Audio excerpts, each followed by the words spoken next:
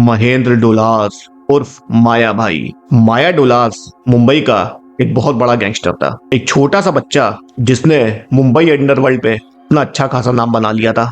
दाऊद इब्राहिम भी इससे डरने लगा था और बहुत कम उम्र में इसका एनकाउंटर हो जाता है। 16 नवंबर 1991 को माया डोलास और इसके 6 साथियों का एनकाउंटर हो जाता है, जिसको आप शूट आउट एट लोखंडवाला के नाम से भी जानते हैं। शूट आउट एट लोखंडवाला एक पिक्चर भी बनी थी 2007 में, जिसमें विवेक ओबरॉय ने माया डोलास का किरदार निभाया था। तो चलिए इसके पीछे की पूरी कहानी जानते हैं। माया डोलास का पूरा नाम था महेंद्र विठोबा डोलास और इसका जन्म 15 नवंबर 1966 में मुंबई में हुआ था। माया डोलास के पिता का नाम था विठोबा और माँ का नाम था रत्ना प्रभा।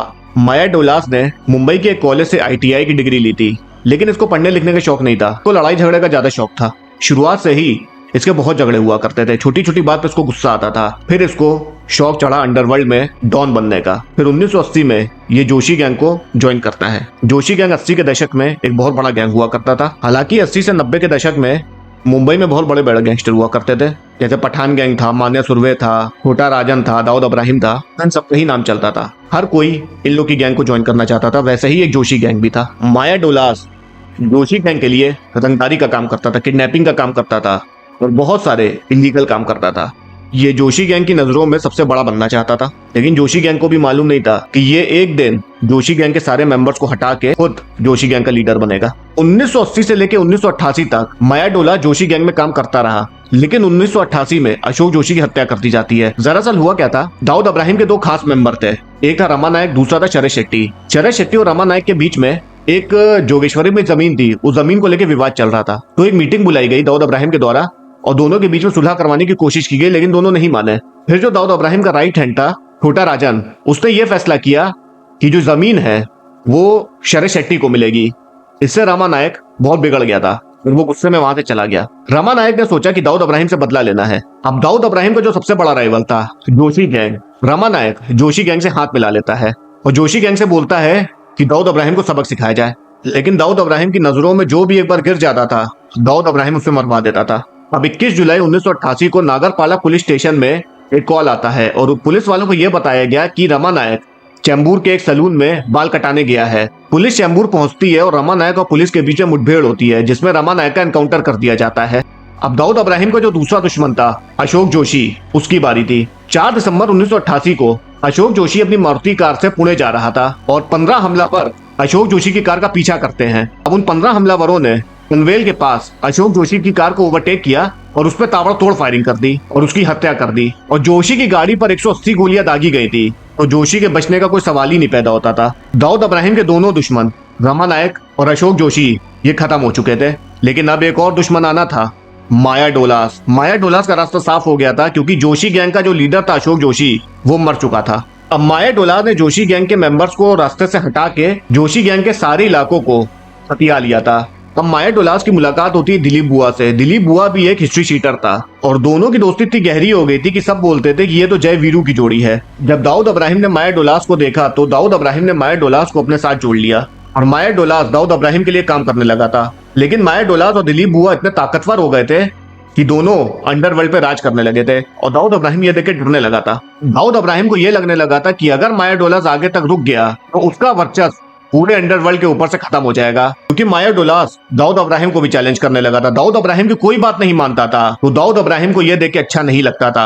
अब बारी थी माया डोलास के एनकाउंटर की, जो हुआ था 16 नवंबर 1991 को, जिसे सब शूट आउट एंड लोखंडवाला के नाम से भी जानते हैं। 16 नवंबर की सुबह सब कुछ शांत पड़ा हुआ था। बांद्रा वेस्ट पुलिस स्टेशन पे एक कॉल आता है। कॉल को उठाया एडिशनल कमिश्नर आफ्ताब अहमद खान ने। आफ्ताब अहमद खान को यह टिप मिली कि माया डोलास, दिलीप बुआ और उसके 5 साथी लोखंडवाला में है। अहमद खान ने कुछ खबरियों को लोखंडवाला भेजा, तो खबरियों ने बताया कि लोखंडवाला कॉम्प्लेक्स की स्वाति बिल्डिंग के फ्लैट नंबर 2 और 3 में माया डोलास, दिलीप बुआ और उसके साथी हैं। और ये सारी information Mumbai police commissioner S Rammurthy को भेजी गई और उन्होंने तुरंत अहमद खान की लीडरशिप में पुलिस की एक टीम बनाई तो लोखंडवाला की ओर रवाना कर दिया। अब बारी है माया डोलास के एनकाउंटर की। अब एडिशनल कमिश्नर खान अपने 3 इंस्पेक्टर, 6 सब इंस्पेक्टर और 7 कांस्टेबल के साथ लोखंडवाला पहुंचते हैं और स्वाति बिल्डिंग को घेर लेते हैं। और फ्लैट में था माया डोलास और उसकी गैंग।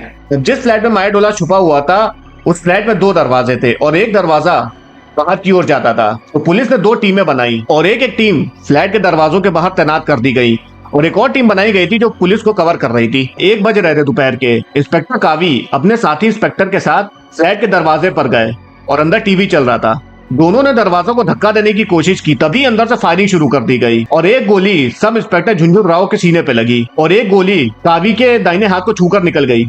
जब अहमद खान ने ये देखा कि माया डोलास फायरिंग कर रहा है तो अहमद खान ने तुरंत और पुलिस फोर्स बुलाई। अब पूरे मुंबई में ये बात फैल चुकी थी, लोखंडवाला में दिन दहाड़े एक एनकाउंटर चल रहा है और मीडिया भी वहां पहुंच गई थी। माया डोलास और बुआ के साथ इनके 4 साथी और मौजूद थे, गोपाल पुजारी, अनिल खूबचंदानी, राजू नागकर्णी और अनिल पवार। ये 6 लोग फ्लैट के अंदर थे। ऑफिसर खान ने लाउड स्पीकर पर उन लोगों से कहा कि सरेंडर करो, लेकिन उन लोगों ने अंदर से गोलियां चलाई। अब इसी बीच दिलीप बुआ ने भागने की कोशिश की, लेकिन वो पुलिस फायरिंग में मारा गया। इसके बाद गोपाल और राजू ने सीढ़ियों के रास्ते भागने की कोशिश की। पहली मंजिल पर उन्हें भी ढेर कर दिया गया और फिर माया डोलास और अनिल पवार भी कमरे से निकले। इन दोनों ने भी सीढ़ी के रास्ते भागने की कोशिश की, लेकिन ये दोनों भी मार दिए गए और माया डोलास और उसकी पूरी गैंग का एनकाउंटर हो जाता है। ये एनकाउंटर हुआ था 16 नवंबर 1991 को। माया डोलास सिर्फ 25 साल का था और 25 साल की उम्र में इसका एनकाउंटर हो गया था। इस शूटआउट के ऊपर 2007 में पिक्चर भी बनी थी जिसका नाम था शूटआउट एट लोखंडवाला। इसमें माया डोलास का किरदार निभाया था विवेक ओबरॉय ने, तुषार कपूर ने दिलीप बुआ का किरदार निभाया था और संजय दत्त ने एडिशनल कमिश्नर का किरदार निभाया था। तो दोस्तों यही पूरी वीडियो थी माया डोलास के बारे में। अगर आपको वीडियो पसंद आई हो तो वीडियो को लाइक करिए और चैनल को भी सब्सक्राइब करिए। धन्यवाद।